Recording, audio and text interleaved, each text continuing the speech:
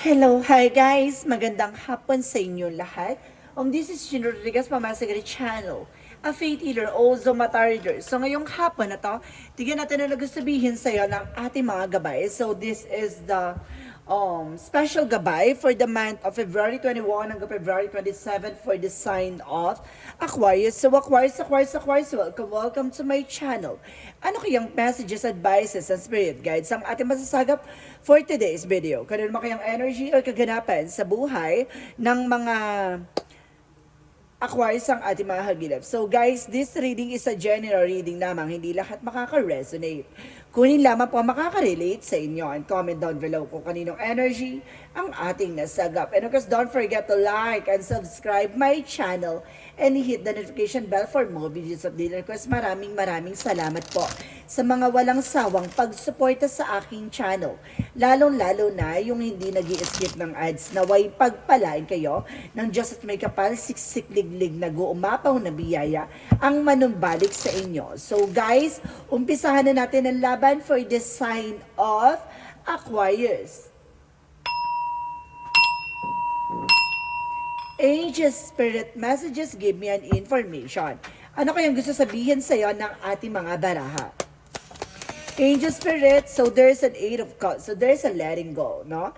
May mga bagay na kailangan mo ng pakawalan. May mga bagay na kailangan mo ng bitawan. May mga bagay na inabando na ka or iniwan ka sa isang eksena, no? Or parang iniwan ka na lang sa ere, no? So let's see. And of course, there's the Ten of Wands, some burden, no? You're moving on from this situation. So kailangan mo na makaalis sa sitwasyon na nagbibigay sa'yo ng pasanin or bigat na nararamdaman or bigat na nararanasan, no? Kumbaga may mga obligasyon at responsibilidad ka dito na kumbaga gusto mo nang pakawalan. So let's see. So there's the Wheel of Fortune, there's a good luck, and there's a bless coming in for you with a destiny and of course turning to your favor, no? The Wheel of Fortune kasi pag ikot ng kapalaran nito ay maaaring pumabor sa'yo, no? So let's see, what is additional messages? And of course, there's the Chariot card. So there's an actions or something movement. Maaaring magdala to sa iyo ng magandang eksena, ng magandang kapalaran, or magdala din sa iyo ng magandang tagumpay, no? Overcoming obstacle with the success, ambitions, and determinations, no? May mga bagay na talagang kung gusto mo mapagtagumpayan, kailangan mo talagang porsigihin, no? At kailangan mong tutukan. And of course, there's the Knight of Swords, so there's a success driven. So there's a big changes coming in for you, no? Maraming oportunidad, maraming magaganap. So let's see. Additional messages for that. The Six of Pentacles. So there's a give and receiving something by the universe. Maaaring magtutuloy-tuloy na about sa finances sa'yo. Kumbaga meron ditong ibinigay na regalo ang langit, no? Maaaring matulungan ka sa anumang suliranin na pinagdadaanan mo. So let's see what is the Eight of Cups. So there's an Eight of Pentacles. So there's a focus, no? Mag-focus ka being dedicated sa ginagawa mo, self-employed, no? Kumbaga, kaya mong tumayo sa sarili mong paa, no? Kaya mong manindigan, kaya mong mag-umpisa, kaya mong gumawa ng isang bagay na alam mong mapagtatagumpayan mo, being dedicated sa ginagawa mo, no? Kumbaga, magkakaroon ka ng new job, new promotions, no? So there's a Ten of Wands represent the Three of Pentacles. So there's a collaborations, no? Kumbaga nasa communication yan, guys, no? Kung gusto mong kung nabibigatan ka at masyado ng napapagod dahil just sa responsibilidad o obligasyon na pinagdadaanan mo or kumbaga pinangahawakan mo, kailangan mo makipag-usap, no? Kailangan mong kumbaga makipag-collaborate, no, sa iyong person, sa iyong mahal sa buhay, nang sa ganun makipagtulungan sila. Kasi kapag ganyan na ikaw lang yung, kumbaga kung ikaw ay breadwinner, tapos kumbaga umaasa sa lahat, it's very wrong talaga, no? Kumbaga kailangan talaga ng something a unity, yung pag-iisa at pagtutulungan. So let's see what is that Wheel of Fortune. So ano tong pag-ikot ng kapalaran sa'yo? There's the Two of Wands. So there's a choices, no? Kung gusto mo mabago ang ikot ng mundo mo, nasa sa'yo yan, no? Kung ikaw magdidesisyon yan, kung pipiliin mo ba na nandiyan sa sitwasyon or babaguhin mo ang sistema mo. So let's see what is the Chariot card. So there's a Queen of Pentacles. So there's an abundance coming in for you. Kumbaga, there's a mature, grounded persons na kumbaga, there's an action na kumbaga, pagdating sa finances ay talagang matalino tong tao na to and being grounded and of course napaka-practical, no? So let's see what is the Knight of Swords. So there's the tower moment. So there's a sudden changes or big changes coming in for you. May mga pagbabago talaga maganap-ganap na kumbaga magdadala sa iyo ng pagbabago, no? Kumbaga itong eksena na to yung magdadala sa iyo ng unexpected changes or something new, and of course depende yan no? Kumbaga ano to pagbabago nito? It's a chaos or something a disaster or revealed, no? Depende yan sa magiging actions mo. So, kailangan mo pag-isipan, no? And of course, there is a temperance for a perfect timing. So, this is the moment na kumbaga magiging balance ka na. Kasi, kumbaga, tutulungan ka na ng ating universe, rather ng ating Panginoon, na kung ano man yung mga bagay na pinagdadaanan mo, ay magiging balance at magkakaroon ka ng kapayapaan. So, let's see what is the Eight of Cups and the Eight of Pentacles. Represent the Ten of Swords. So, there's a sabotage or something, betrayals, and the faithful ending. So, may mga bagay na kailangan mo nang tapusin. May mga bagay na kailangan mo nang tapusin at gawa ng eksena, no? Parang sinasabi dito na kumbaga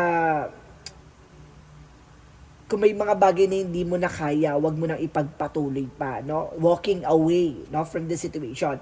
And of course, may mga bagay kasi diyan na kumbaga tinututukan mo, tinutulungan mo na, no, tinatraidor ka pa, no, may mga ganyan. So, ibig sabihin dito, nagkakaroon kasi ng self-sabotage kasi, kumbaga, pinipilit mo pa rin baguhin yung magiging kalalabasan ng eksena na yan. Pero alam mo na yung magiging possibilities, no?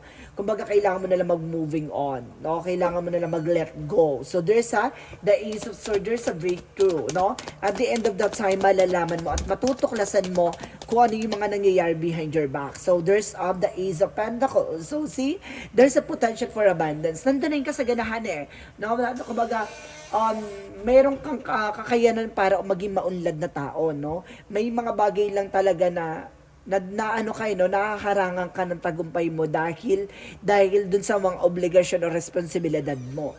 So, let's see what is the Chariot carrying the Queen of Pentacles. So, there's the Seven of Pentacles. So, there's a harvest time. At the end of the time, mag-harvest ka. No, kung ano yung sacrifices, kung ano yung cause and effect na situation, kung ano yung mga ano yung mga obstacle or something, failure na pinagdaanan mo, lahat ng yan ay may kabayaran. So, there's a justice. Sinasabi dito with the justice, with the Knight of Swords, and of course the Tower moments. Kumaga magkakaroon ka ng balance and of course, hustisya, no? Kumbaga there's a consequences na lahat na nangyari. Kung naging mabuti ka, magiging mabuti rin ang pinaka-outcome sa'yo. So let's see what is the Six of Pentacles and the Temperance. So there's a Three of Swords, no? Kumbaga marami man naiinggit behind your back, kumbaga marami mang pinagdaanan, no? Na suliranin, pero there's a rainbow, no? Kumbaga there's rainbow after the storm, parang gano'n. Pagkatapos ng unos, mayroong kumbaga magsisinag ng kaliwanagan or success, no, sa iyong pamumuhay or mga pinagdaanan. So let's see what is the outcome. Ang pinaka-outcome sa'yo, guys, there's a Page of Pentacles. So there's an investment. So mag-invest ka on your own, no? Kumbaga, panghawakan mo at pangalagaan mo kung ano yung mga bagay na alam mong magbibigay sa'yo ng expansions, no? And of course, there's the high priestess.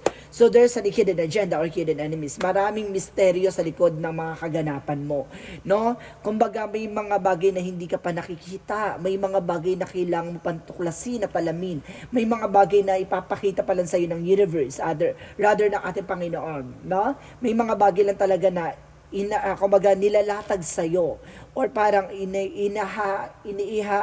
sa'yo, no? Ipinapakita sa'yo yung mga katangian, kahalagahan at kumbaga sakripisyo na kailangan mo munang pagdaanan. So let's see what is the messages of career. So there's the Two of Swords, there's a decision sa kailangan mo magdesisyon kasi nagkakaroon na anxieties that because of overthinking, fear. Kumbaga kailangan pagdating sa business, kumbaga kailangan mo mag-take no risk. Even sa negosyo, hanap buhay, pagdating sa finances, kailangan mong kumbaga mag-take no risk, no?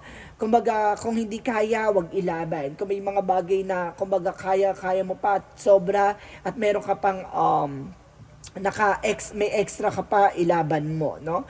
Kumbaga sinasabi sa dito, there's a trying error. Kumbaga may mga bagay talaga na um, mag-fail ka muna bago ka kumbaga makuha mo yung tamang formula para maging successful ka. So there's the page of wands. Kumbaga magkakaroon ng idea, something, kumbaga information na magdadala sa iyo ng tagumpay. So let's see what is additional messages for love life. So 7 of wands and the 7 of cups, no?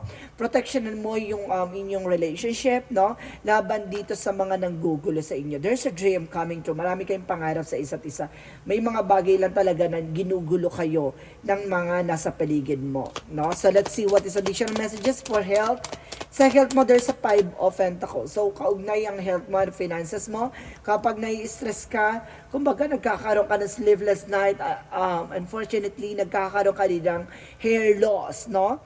And ako sinasabi dito with the Knight of Wands, slow and steady. Kalmado lang, no? Huwag mo masyadong iniisip o dinidibdib yung mga problemang pinagdadaanan mo. So, let's see what is the magical fairy messages.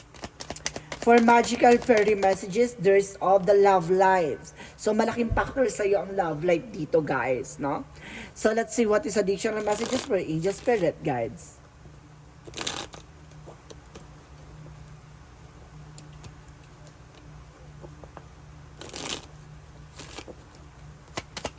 Additional messages. So, there's the receive, no? Marami kang matatanggap, no?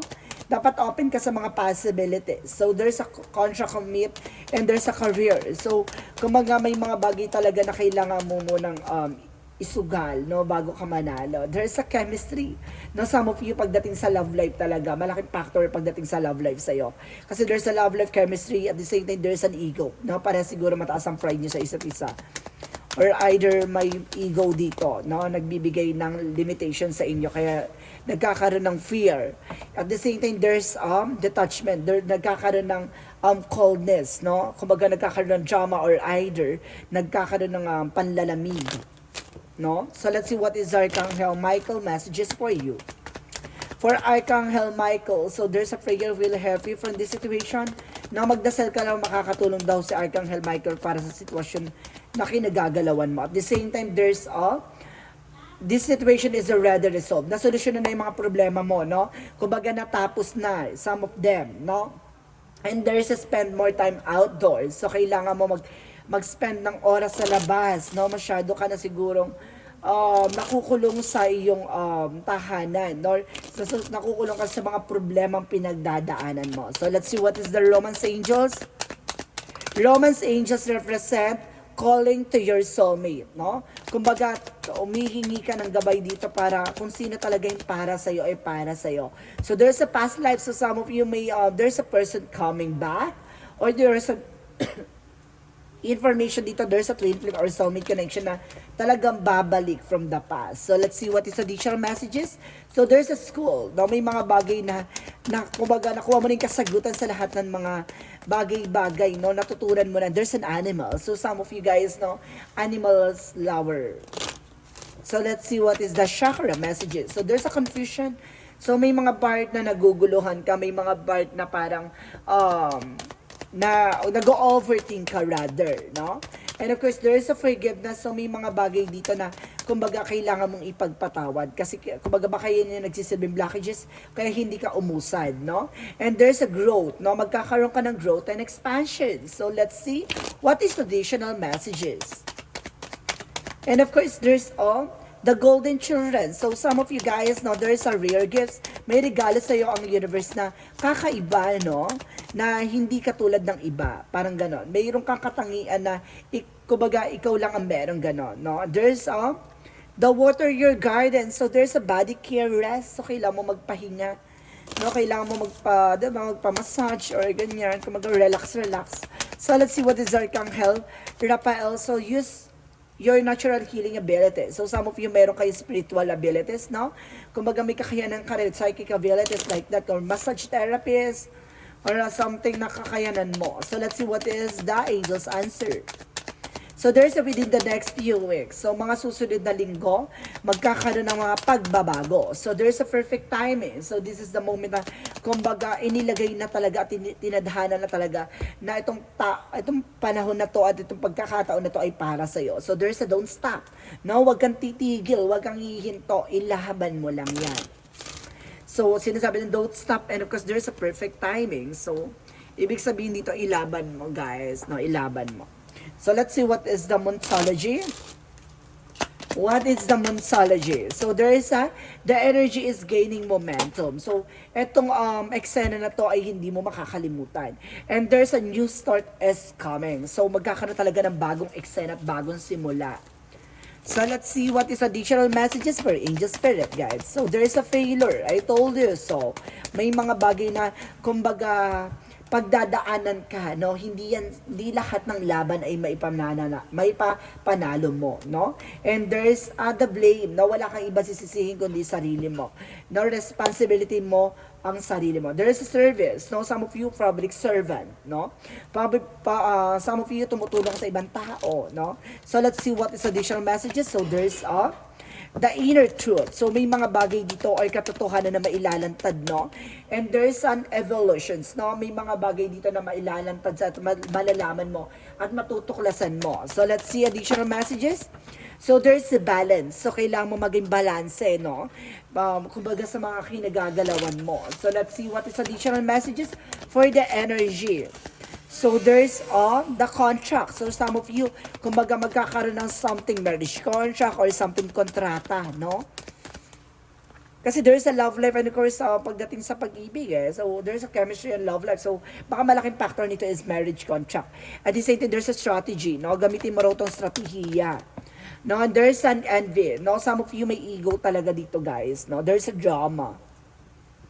So let's see what is the Jesus loving quotes. What is the Jesus quotes? What is the Jesus loving quotes? Let's see. My Father give you the true bread from the heavens. See? Pinapakita sa iyo at ihahain sa iyo ni God yung mga bagay na yung magbibigay sa iyo ng kaliwanagan at kalawakan, no, sa kaisipan. Kumbaga hindi yan ibibigay sa iyo ni God kung hindi ka mabubusog diyan. So ibig sabihin diyan, lahat ng mga mararanasan mo, lahat ng mga mararamdaman mo ay isa yan sa aspeto ng ating Panginoon para maging malakas at maging matibay ka. No, binubusog ka niya sa kaalaman at binubusog ka niya sa kadakilaan or may mga bagay na kailangan mong matutunan. So guys, kumbaga magpasalamat ka kasi diyan kanya inilulugar. Kasi nang sa ganoon, magagamit mo yan sa mga susunod na henerasyon. So let's see what is the angel's number. So there's the 00, ayaw observant. No, mag-obserba ka, lahat ng mga nasa paligid mo, lahat ng mga nagaganap sa iyo. Lahat ng mga yan ay makikita mo sa mga susunod na eksena. Angel, ask for your attention, open your eyes, listen and think about everything that is happening. Trust your intuitions and follow their guidance without any delays, focus in words, through meditation and prayer. So see, kapag napapansin mo, nagkakaroon ka ng angel's number or angel signs na pinapakita, binabatid sa iyo ng ating Panginoon. Kumbaga, mag-pay attention ka. No? Baka may binibigay na mensahe sa iyo para maunawaan mo at malaman mo yung mga bagay na dapat mong gawin. No? So let's see what is the messages of life. So there's the beyond. Today, I lift my consciousness above all worldly illusions. I remember the power I have in every situation. I always have a choice in how I respond. Today, I choose to turn my thoughts towards God, my confusion, by focusing my awareness beyond the illusions of my material world. I experience simplicity and peace. So see, kumbaga bibigyan ka ng kapayapaan at kaliwanagan at kalayaan sa kaisipan. At may mga bagay dito, magiging malaya ka sa anumang uri ng problema pinagdadaanan mo or sitwasyon na pinagdadaanan mo. Malalaman mo ang mga bagay-bagay or pasikot-sikot upang matuklasan mo kung paano ka magsasakset at paano mo masusolusyonan at paano mo matatapos yung mga pinagdadaanan mo. Kumbaga, lahat ng mga bagay na yan ay kumbaga kalooban ng Diyos. So kailangan mong kumbaga magpakumbaba o kailangan mong itanggapin, no? Kailangan mong mahalin at kailangan mong aralin nang sa ganun ay matuklasan mo kung paano mo mapagtatagumpayan yung hamon ng buhay. So guys, this is the special gabay, no, for the month of February 21 hanggang February 27 for the sign of Aquarius. So Aquarius, maraming salamat for this wonderful reading. So once again, this reading is a general reading lamang. Hindi lahat makaka-resonate. Kunin lamang po ang makaka-relate sa inyo and comment down below kung kaninong energy ang ating nasagap. And of course, don't forget to like and subscribe my channel and hit the notification bell for more videos update. And of course, maraming salamat po sa mga hindi nag-escape ng ads. Naway pagpalain kayo ng Diyos at may kapal, siksik, liglig, nag-uumapaw na biyaya manumbalik sa inyo.